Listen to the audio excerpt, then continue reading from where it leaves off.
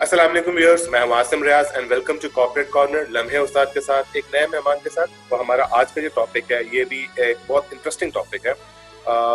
ये topic basically base करता है हमारी लोकल इंडस्ट्री के ऊपर।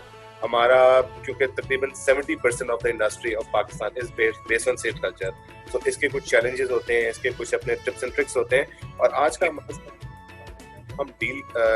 डिस्कस करेंगे कि इनकी ट्रेनिंग कितनी इंपॉर्टेंट है, इनकी कंसल्टेंसी कितनी इंपॉर्टेंट है, इनकी कोचिंग कितनी इंपॉर्टेंट है। स्पेसिफिकली अगर हम बात करते हैं टॉप मैनेजमेंट की क्या रोल्स एंड रिस्पॉन्सिबिलिटीज होनी चाहिए, टॉप मैनेजमेंट को किस तरीके से परफॉर्म करना चाहिए ताकि वो अपने आप को एक्सपैंड भी कर सके और डे टू डे ऑपरेशंस में, डे टू डे एक्टिविटीज में अपने आप को इंडल्ज ना कर सके, जिसकी वजह से आपका टाइम कंज्यूम कई दफा बहुत ज्यादा हो रहा होता है। इस डिस्कशन को कंटिन्यू करने के लिए मेरे बहुत अच्छे दोस्त मेरे साथ मौजूद हैं। अब्दुर्रहमान आरिफ, इनके साथ हम लोगों ने पहले भी एक दफा एपिसोड कर चुके हैं और जब भी इनके साथ हमारी डिस्कशन हुई बहुत मजा आया, बहुत कुछ सीखने को हमें मिला। So let's welcome Abdurrahman Arif. अस्सलाम वालेकुम। वालेकुम अस्सलाम। आसिफ साहब, क्या हाल चाल है? अल्लाह का शुक्र, आप बताइए, आप खैरियत से हैं, ठीक ठाक हैं? जी जी अल्हम्दुलिल्लाह सर, अल्हम्दुलिल्लाह। First of all thank you for joining us on our show once again. आपको स्पेशली आपसे टाइम लेने का मकसद ये था कि आप माशाल्लाह बहुत ज्यादा ऐसे प्रोजेक्ट्स में इन्वॉल्व हैं जो कि वो लोकल बेस्ड हैं और सेट कल्चर के साथ आपका काम करने का तजुर्बा माशाल्लाह बहुत ज्यादा है।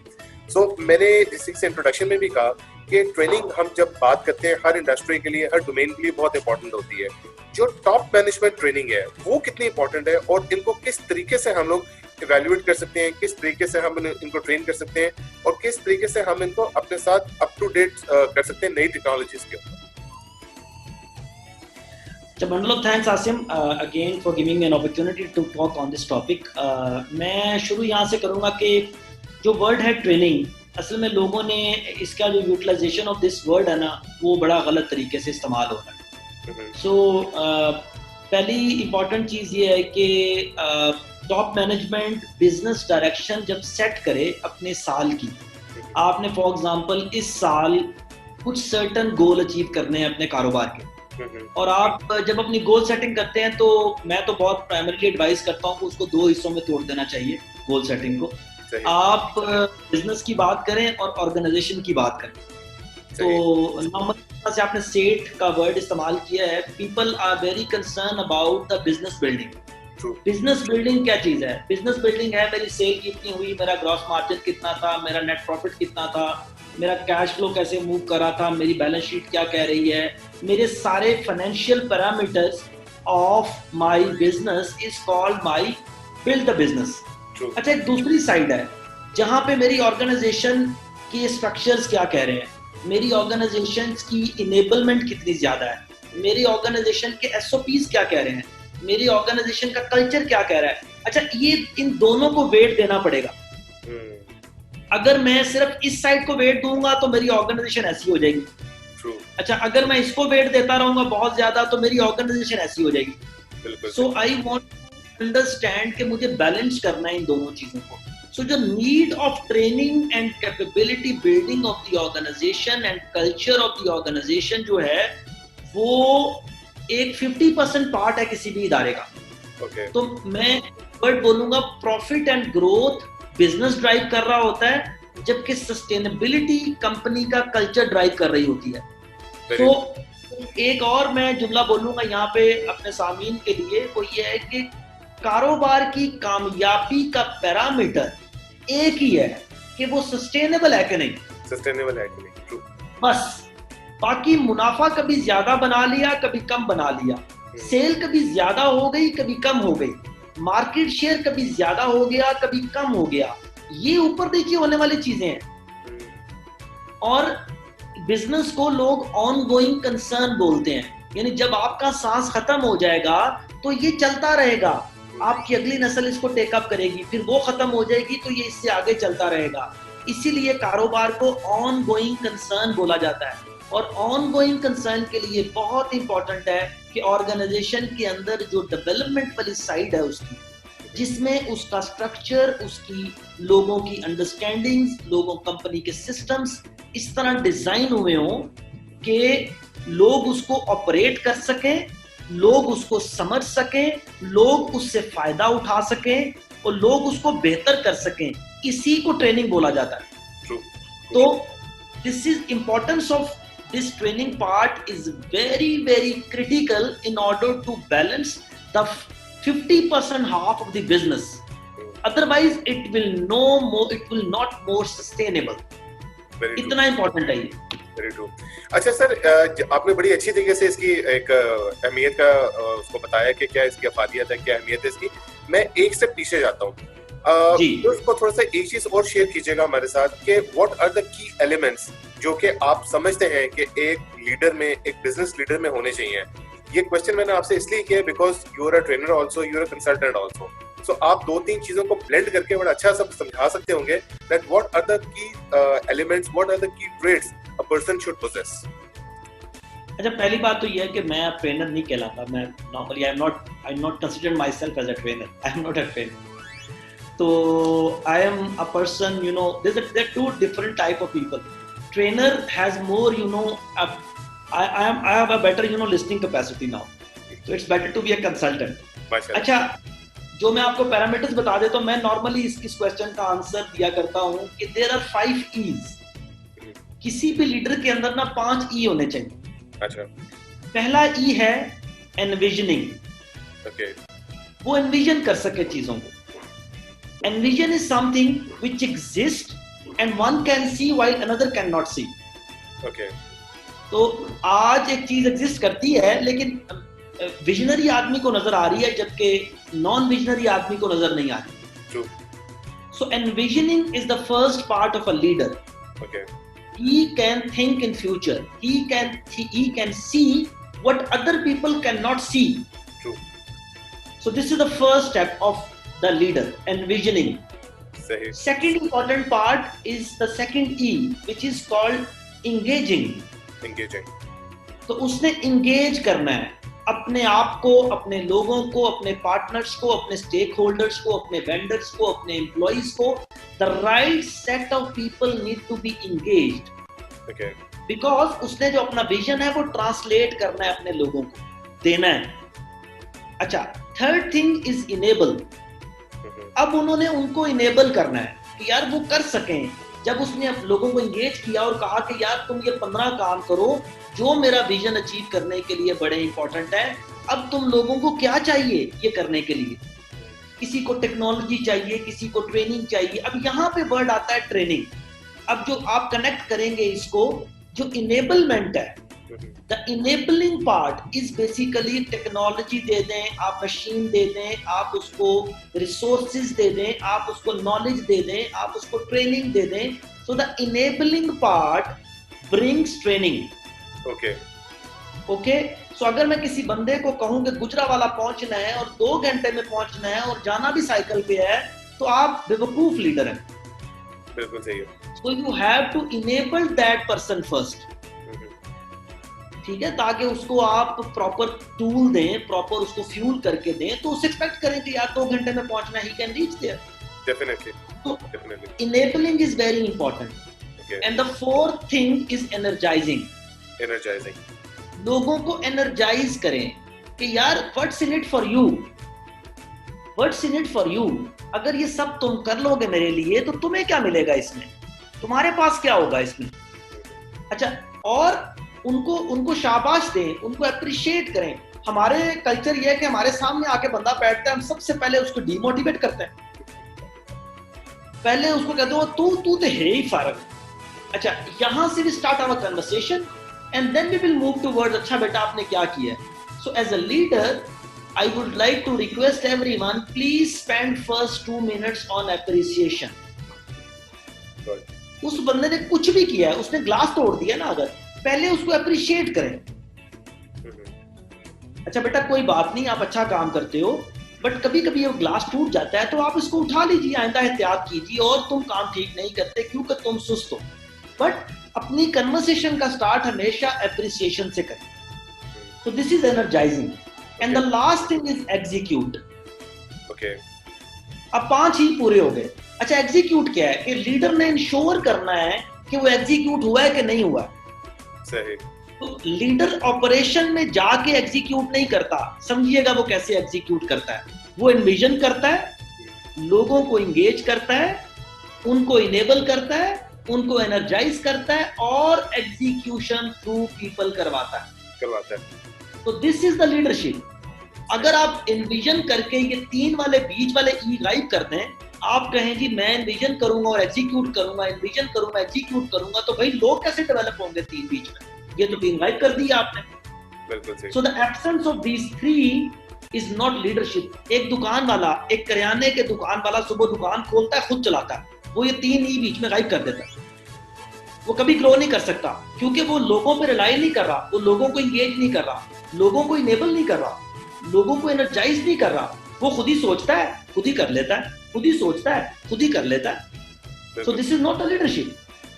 So this is my concept. बिल्कुल सही। अच्छा सर, आपने बड़ी अच्छी तरीके से इसको बताया। यहाँ पे मेरा एक क्वेश्चन रेज होता है, दैट इज के मैंने I would not name anyone, not any organisation, लेकिन कई लोगों को ऐसा देखा कि वो डे टू डे ऑपरेशंस को भी काफी सीनियर मैनेजमेंट पे जाके भी अपने हाथ में रखते हैं। लाइक कुछ चीजों की अप्रूवल है, स्पेशली फाइनेंशियल अप्रूवल्स की अगर हम बात करें तो वो बहुत ज्यादा अपने हाथ में रखते हैं। आपके एचआर के अप्रेजल्स हैं, आपके बोनसेस हैं, इस टाइप की छोटी छोटी कई चीजें ऐसी हैं जो कि अपने हाथ में रखते हैं।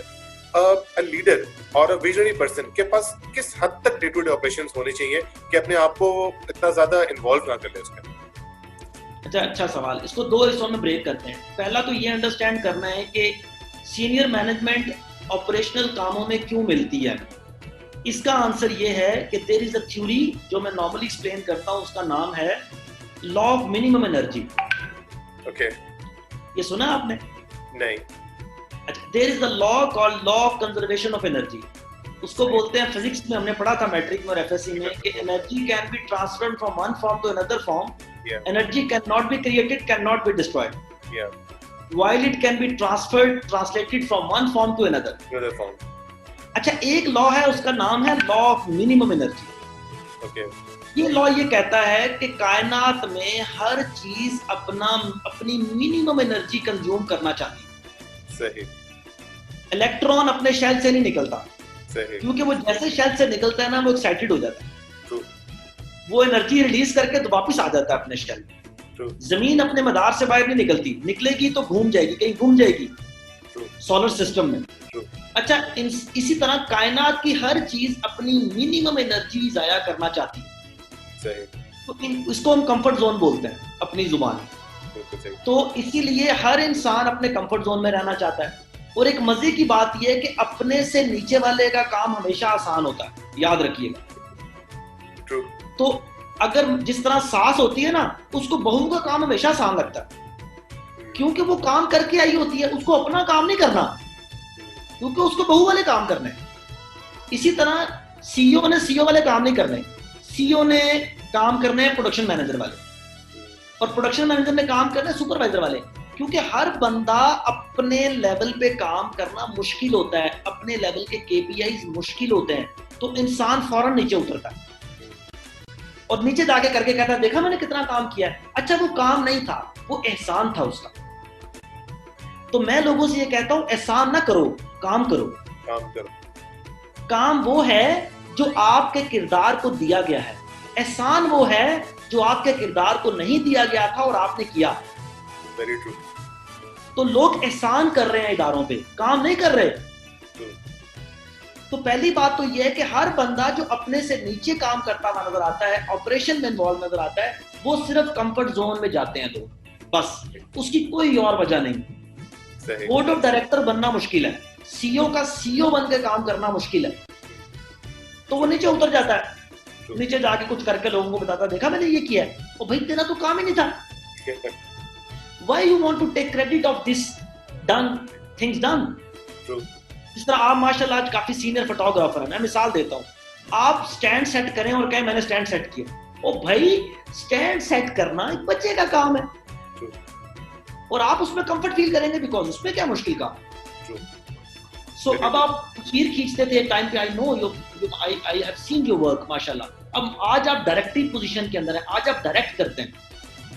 तो जब आप डायरेक्ट करते हैं तो वो काम मुश्किल है या तस्वीर खींचना मुश्किल है?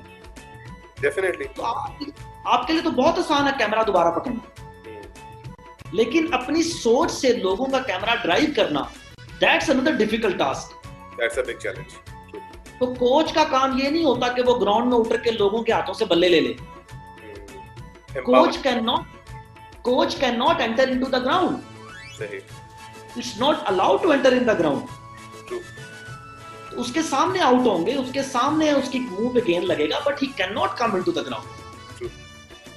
अच्छा, तो ये तो हो गया नीचे आने वाला लेवल, जो आपने पहला जिसका लोग नीचे क्यों काम करते हैं. दूसरा सवाल आपका क्या था, सॉरी, जो इसका सेकंड पार्ट था. ट्रेनिंग वर्क कितनी इंपॉर्टेंट है इस काम के लिए, आपका स्किल सेट कितनी इंपॉर्टेंट है उसके लिए. नहीं, दूसरा सवाल आपका ये था डेलीगेशन, कि लोग डेलीगेट क्यों नहीं करते. हाँ जी, कि ऊपर क्यों दबा के बैठे रहते हैं चीजें. अच्छा, डेलीगेशन के बारे में ना बहुत बड़ा मिसकंसेप्शन. लोग क्या कर रहे हैं, लोग काम अपने पास रख लेते हैं और प्रोसेस डेलीगेट कर देते हैं. अच्छा, करना ये होता है कि प्रोसेस अपने पास रखें, काम डेलीगेट करें. सो लोग इसको डिफरेंस नहीं कर पाते. फॉर एग्जांपल, अगर मनी अप्रूवल का प्रोसेस है, आप प्रोसेस की ऑनरशिप अपने पास रखें कि यार किस लेवल पे कितने पैसे अप्रूव होने हैं, कैपेक्स कैसे अप्रूव होना है, ओपेक्स कैसे अप्रूव होना है, with in budget, out of budget, लोगों की हायरिंग फायरिंग का प्रोसेस क्या है, मेरे एसओपीज, पॉलिसीज, प्रोसीजर्स का चेंज होने का, ना चेंज होने का प्रोसेस क्या है. उस प्रोसेस को अपने पास रखें और उसके काम को डेलीगेट करें. यहाँ पे क्या हो रहा है कि यहाँ काम अपने पास रख लेते हैं और प्रोसेस लोगों को जोड़ देते हैं. लोग प्रोसेस की दुर्गत बना देते हैं. तो प्रोसेस तो नहीं होना, प्रोसेस तो डेलीगेट नहीं होता. तो जिन कंपनीज में प्रोसेस डेवलप नहीं होते, वहां पे नॉर्मली ऊपर चीजें लोग दबा के बैठे रहते हैं. तो एक डॉक्यूमेंट है जो हम प्रोड्यूस करते हैं, उसका नाम है इसको हम बोलते हैं normally decision matrix. Decision matrix या डेलीगेशन मैट्रिक्स या अथॉरिटी मैट्रिक्स या अथॉरिटी प्रोटोकॉल या डिसीजन प्रोटोकॉल. अच्छा, ये डॉक्यूमेंट एग्जिस्ट नहीं करता कंपनीज में कि यार चेयरमैन ने क्या फैसले करने हैं, सीईओ ने क्या करने हैं, जनरल मैनेजर ने क्या करने हैं, प्रोडक्शन ने क्या करने हैं. फिर 3 तरह के फैसले होते हैं. फाइनेंशियल फैसले कैसे होंगे, ऑर्गेनाइजेशनल फैसले कैसे होंगे, सिस्टम रिलेटेड फैसले कैसे होंगे. फाइनेंस में चले जाएं, कैपिटल रिलेटेड फैसले कैसे होंगे, ऑपरेशनल एक्सपेंस रिलेटेड फैसले कैसे होंगे. ऑर्गेनाइजेशन में आ जाएं, हायरिंग फायरिंग प्रमोशन डिमोशन के फैसले कैसे होंगे, एसओपी के फैसले कैसे होंगे, पॉलिसी के फैसले कैसे होंगे. हम इसका पूरा फ्रेमवर्क बिल्ड करते हैं. वो ऑर्गेनाइजेशन को समझाते हैं कि यार ये फॉलो करना है आपने. Once they following the process, then that they can delegate the right things downward. Very true. तो this is the answer of this question. Very true. अच्छा सर, बड़ा अच्छा आपने इसका जवाब दिया. यहाँ पे एक बड़ा इंटरेस्टिंग क्वेश्चन मेरे पास एक और आया आपके लिए. दैट इज क्योंकि आप स्पेशली सेट कल्चर्स के बहुत ज्यादा क्लोज रहे हैं, मैं इस वजह से क्वेश्चन स्पेसिफिकली आपसे कर रहा हूँ. सेट वो बंदा होता है जो कि विजन बनाता है, जो कि सारी टीम को बनाता है, एक सेटअप खड़ा कर देता है, और वो एक स्टेज पे आ जाता है कि जब वो रिटायरमेंट की तरफ आ रहा होता है, या वो स्टेज आती है जब उसके जो बच्चे हैं वो उसको टेक ओवर कर रहे होते हैं. हमने कई दफा देखा ये है कि उनके बच्चे इतने कैपेबल नहीं होते, इतने इक्विप्ड नहीं होते, इतने विजनरी नहीं होते कि वो उस पोजीशन पे आके उन चीजों को संभाल सकें. वहां पे आके कई दफा देखा गया है कि कन्फ्लिक्ट ऑफ पावर भी आ जाती है, कन्फ्लिक्ट ऑफ विजन भी आ जाता है, कन्फ्लिक्ट ऑफ रोल भी आ जाता है. सो ऐसी सिचुएशन में क्या होना चाहिए? Should they appoint a professional CEO for the company, जो कि उसके एक जो भी आपने उसका नक्शा दिया हुआ है, जो भी आपने डायरेक्शन दी हुई है, उसको फोकस करें, और जो बच्चे हैं वो किसी ऐसे रोल पे हैं जहाँ पे उनके पास कोर डिसीजन मेकिंग नहीं है, लेकिन still they have the power, because उनके अंदर एक इनहेरिटेड एक चीज होती है कि that they want to enjoy the power. What do you suggest कि ऐसे सिनेरियो में क्या होना चाहिए? अरे सर देखिए, ये इसके भी इसको इस तरह अंडरस्टैंड करने की कोशिश करते हैं. बड़ा डिफरेंट सवाल है ये. हाँ, नहीं, it's an interesting parameter, because हम तो रोजाना फेस करते हैं सिचुएशन को. मैं थोड़ा अपने सामीन के लिए थोड़ा सा एक्सप्लेन करना चाहूँगा इसको कि इसको कैसे सॉल्व कैसे करते हैं. अच्छा, एक तो ये अंडरस्टैंड करना है कि जो सेठ होता है ना, वो जब पैदा हुआ था ना तो वो बेटा था, फिर उसका भाई पैदा हुआ तो वो भाई हो गया. थोड़े अरसे के बाद वो सेठ वही है, मैं नाम लेता हूँ, मैं नाम ले लेता हूँ, हाजी इलियास साहब एक सेठ है. वो पैदा हुए थे, फिर वो भाई बने, भाई बनने के बाद उनकी शादी हुई तो वो खामंद हो गए. फिर उनका बेटा हुआ तो वो बाप बन गए. फिर उनके बेटे की शादी हुई तो वो ससुर बन गए. जब उनके बेटे के यहाँ बेटा हुआ तो वो दादा बन गए. अच्छा, मजे की बात ये कि बंदा तो वही था हाजी इलियास. हो क्या रहा है? हो ये रहा है कि अल्लाह ताला उसके किरदार बदल रहा है. जो एक जगह पे वो बेटा था, फिर वो खामन बना, फिर वो बाप बना, फिर वो दादा बना. अच्छा, जैसे जैसे उसके किरदार चेंज होते हैं ना, उसका रवैया चेंज होता है। अच्छा, यही फिलॉसफी अप्लाई करनी है कारोबार में, कि जब वो शुरू में अकेला था तो उसका एक रवैया था, फिर वो आहिस्ता आहिस्ता बड़ा होता गया, उसके पास लोग आ गए, वो प्रोडक्शन मैनेजर बन गया तो उसका रवैया कुछ और था, फिर वो ऊपर गया तो वो सीईओ बना तो उसका रवैया कुछ और था, फिर वो आहिस्ता आहिस्ता बोर्ड का मेंबर बन गया तो उसका रवैया कुछ और था, फिर उसके ऊपर चेयरमैन बन गया तो उसका रवैया कुछ और था। अब हो ये रहा है कि इंसान एक ही है, रोल चेंज हो उसने उसके रोल्स चेंज हो रहे हैं। अच्छा, हम क्या करते हैं, हम रोल की तब्दीली को नहीं समझ पाते। हम ये समझते ही नहीं कि मैं आज जहां बैठा हुआ हूं मेरा रोल क्या है, मेरा रोल मेरे से डिमांड क्या कर रहा है। हाजी लियास इस वक्त हाजी लियास नहीं है, हाजी लियास इस वक्त सीईओ है। अच्छा, अब हाजी लियास बोर्ड मेंबर है, अब हाजी इलियास फर्स्ट जनरेशन का चेयरमैन है। जब उसको रोल समझ में नहीं आएगा ना सर, वो कभी भी अपने आप को तब्दील नहीं कर सकता। अच्छा, तो किरदारों की अंडरस्टैंडिंग नहीं बिल्ड करते हम लोग अपनी जिंदगी में। मैं एक सवाल पूछूंगा छोटा सा आसिम भाई, बड़ा इंटरेस्टिंग है। क्या एक आदमी है, वो बेटा भी है और शौहर भी है, क्या वो अपनी माँ के सामने शौहर की तरह एक्ट कर सकता है? नहीं। या अपनी बीवी के सामने बेटे की तरह एक्ट कर सकता है? नहीं। तो हाजी इलियास अपने लोगों के सामने एज अ प्रोडक्शन मैनेजर कैसे एक्ट कर सकता है, या बोर्ड में एज अ प्रोडक्शन मैनेजर कैसे एक्ट कर सकता है? और भाई, तुम्हारा किरदार तुम्हें इजाजत ही नहीं देता वो करने की। सिर्फ खूबसूरती सिर्फ ये है कि अपने किरदार में डूबना है। सबसे पहले किरदार को समझना है। आपका रोल इस वक्त इंटरव्यूअर का है, आप कहो जी आपने इस वक्त कैमरामैन की कैप नहीं पहनी है, you behave like an interviewer. तो अगर आप उस रोल को समझ ही नहीं पाएंगे तो आप रोल निभा ही नहीं सकते, डिलीवर ही नहीं कर सकते। तो हमारा मसला लोगों का सिर्फ ये है कि लोग अपने किरदारों को नहीं समझ पाते।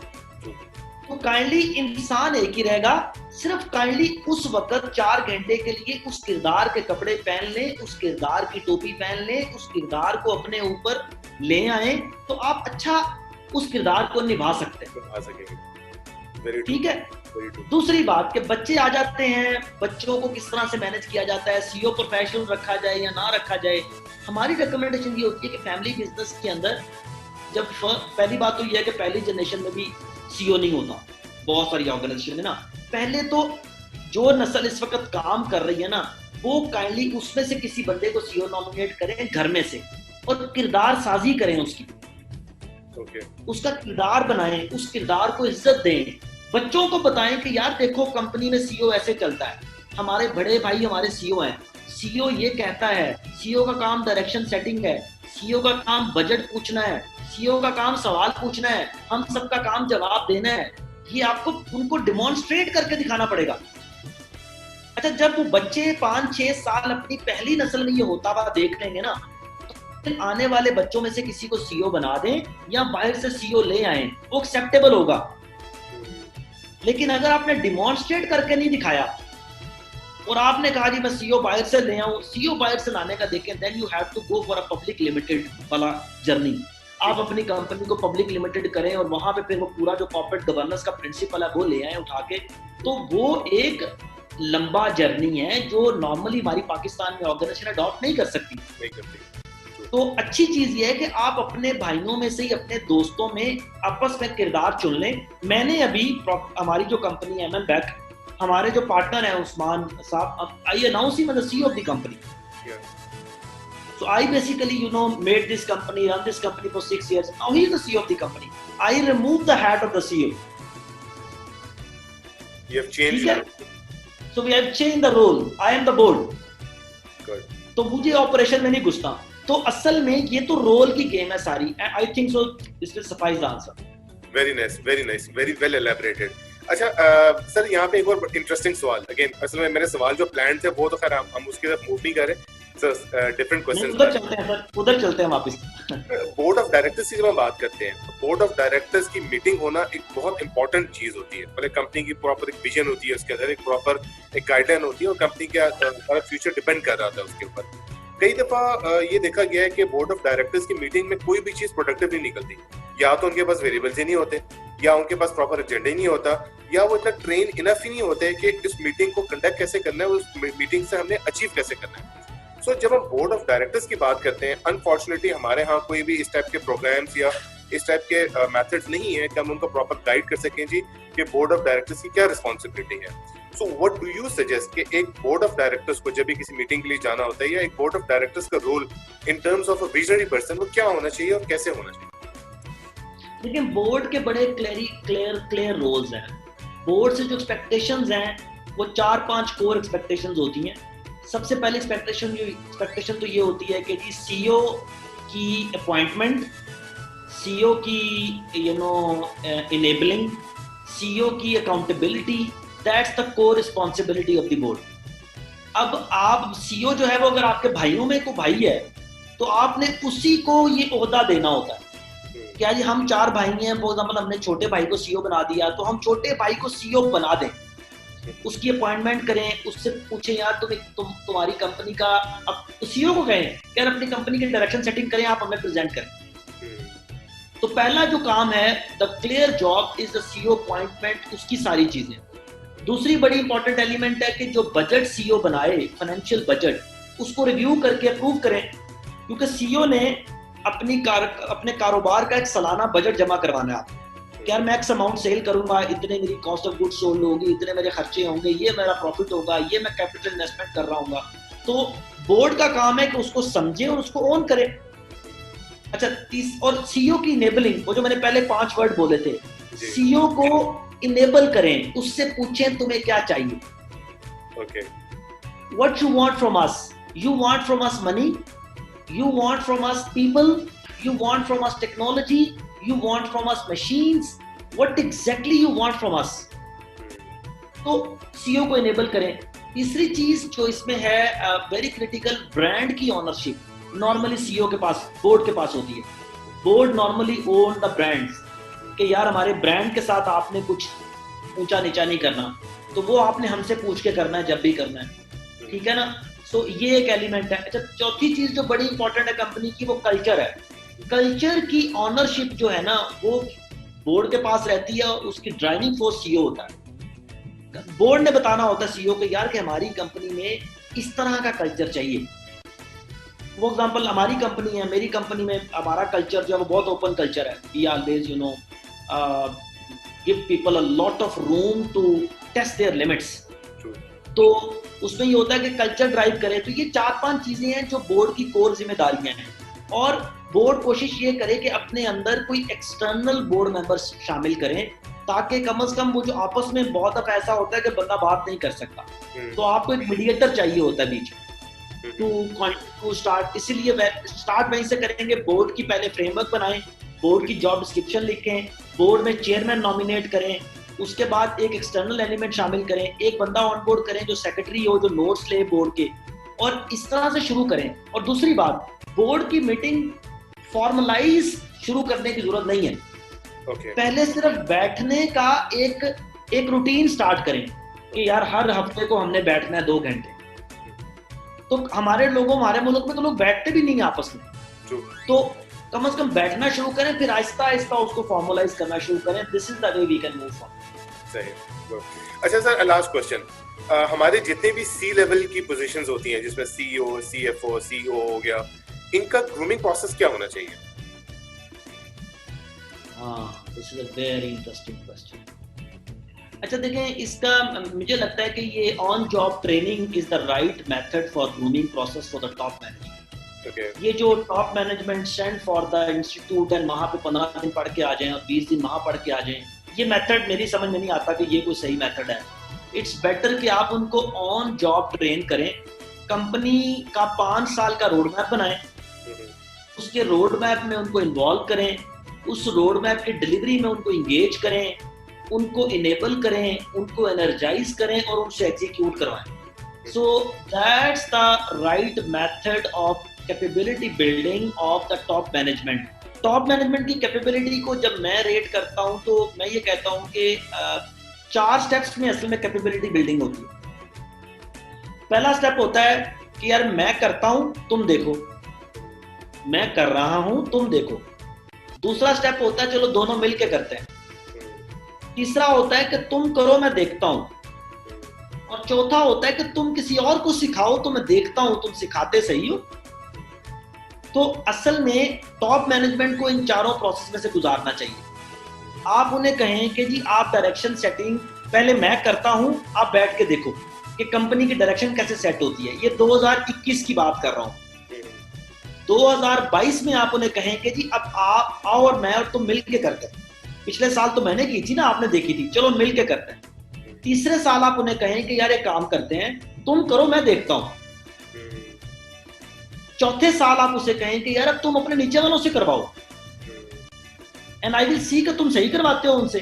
तो किसी भी लीडर का ये काम है कि वो इस प्रोसेस को कैटर करे और अपने साथ उनको इंगेज रखे, कंपनी की डायरेक्शन सेटिंग कराए, उनके गोल्स बनवाए, उनके बजट बनवाए, उनके स्ट्रक्चर्स बनवाए टॉप मैनेजमेंट से, उनके केपीआईज बनवाए, उनसे बनवाए।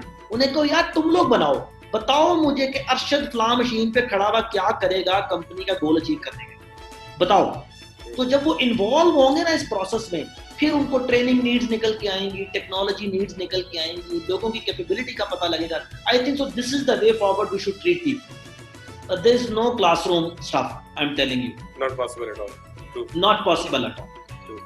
अच्छा सर, मैंने एक चीज और देखी है कि हमारी नॉबी, अगेन मैं सेठ की दोबारा रेफर करता हूँ कि ये लोग छुट्टी नहीं लेते अपनी लाइफ में। ये लोग काम से इतने कनेक्टेड होते हैं कि इनकी लाइफ में छुट्टी नाम की चीज की नहीं होती। कितना इंपॉर्टेंट है छुट्टी लेना for being a creative, for being a leader?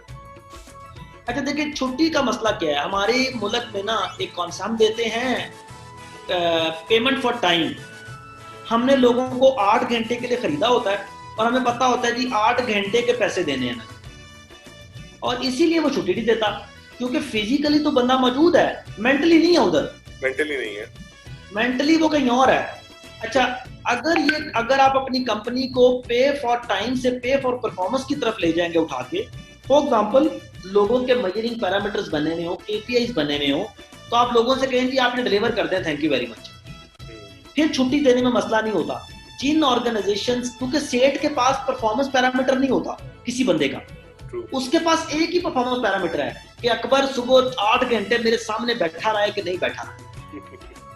उसने ट्रांजैक्शंस पर आर कितनी की, उसने मिस्टेक्स कितनी की, उसके केपीआईज क्या थे, उसने डिलीवरीज ऑन टाइम की कि नहीं की, वो तो मैं मेजर ही नहीं कर रहा, क्योंकि उस किरदार की जो केपीआईज हैं वो नहीं है मेरे पास। तो मेरे पास एक ही चीज है, मेरे सामने बैठा रहे, तो छुट्टी नहीं मिलेगी। तो मेरा तो एक ही फार्मूला है कि अगर आप लोग अपनी कंपनी में KPI based performance management system लाएंगे तो छुट्टी लेने में आसानी होगी, नहीं तो छुट्टी नहीं मिलेगी। Very true. और टॉप मैनेजमेंट कभी केपीआई नहीं लेके आती, क्योंकि केपीआई लेके आएगी तो वो फंसेगी। वो केपीआई नहीं लेके आते, सेट उनको छुट्टी नहीं देता, तो it's going on, you know, ये चलता रहेगा। सर बड़ा मजा आया आपके साथ डिस्कशन करके। कोई लास्ट मैसेज देना चाहेंगे हमारे व्यूअर्स को? सर देखें, टॉपिक ऑफ ट्रेनिंग, मैं सिर्फ ये रिक्वेस्ट करूंगा कि यार ट्रेनिंग को ना आप लोग can not take it separate from the daily jobs. your day will start from training, your day will ends on training. Everyone in the organization is a student and everyone in the organization is a teacher. Don't try to find कि जनाब training कोई बड़ी कोई अलग चीज है। यार आप रोजाना के मसलों को ट्रेनिंग में कन्वर्ट करते चले जाए। जो मसला पकड़े कंपनी का, उसे कोई यार ये कंपनी में किसको आता है, इसको आता है, किसको नहीं आता है, इसको नहीं आता है, ट्रेन। सो आप अपनी जिंदगी में रोजाना की चीजों को कन्वर्ट कर दें ट्रेनिंग में। That's called the top leadership training. ये कोई वो नहीं है कि जिसको आप बच्चों को भेजेंगे, स्कूल जाएंगे, पढ़ के आएंगे, ये कोई ट्रेनिंग नहीं है। So this is I think so what I would love to share with my viewers कि आप लोग काइंडली अपनी जिंदगी में हर बंदे को टीचर की तरह एक्ट करें, हर बंदे को स्टूडेंट होना चाहिए, हर बंदे को टीचर होना चाहिए। सो इट विल चलते फिरते उठते बैठते हर बंदे को ओपन हार्टेडली चीजें सीखनी चाहिए, ताकि वो अपनी प्रैक्टिसेस को जो है वो इम्प्रूव कर सके। And this is the way we can improve the staff. Sir thank you very much for your time. It was very nice to have you with us. बड़ा मजा आया आपके साथ डिस्कशन करते हुए and thank you for your time sir. Thank you. बहुत शुक्रिया आसिम साहब, थैंक यू वेरी मच, बहुत बहुत शुक्रिया. Viewers, so this was Abdul Rahman Arif. इनके साथ जब भी हमारी डिस्कशन हुई है बड़ा मजा आया, टाइम का पता ही नहीं चलता रहा और बहुत इंटरेस्टिंग तरीके से ये लोग चीजें समझाते हैं. मुझे इनकी एक बात बहुत पसंद है. ये मुश्किल को मुश्किल नहीं बनाते, ये मुश्किल को इतना आसान करके बताते हैं कि हर बंदे की समझ में बहुत अच्छे से आ जाता है. मेरे लिए एक बहुत बड़ा टेक अवे आज इस डिस्कशन से जो निकला है, दैट इज कि हमें अपने रोल्स आइडेंटिफाई करने चाहिए और रोल्स चेंज होते रहते हैं और हमने किस तरीके से अपने आप को उन रोल्स को अडॉप्ट करना है, किस तरीके से हमने अपने आप को अपग्रेड करना है उन रोल्स को अचीव करने के लिए. और अगर हम इस प्रोसेस से गो थ्रू करेंगे, मेरा नहीं ख्याल कि कोई भी मुश्किल रहे हमारे लिए, कोई भी चैलेंज रहे हमारे लिए. मुझे अपने होस्ट को इजाजत दीजिएगा. अपना ढेर सारा ख्याल रखिएगा. अल्लाह हाफिज.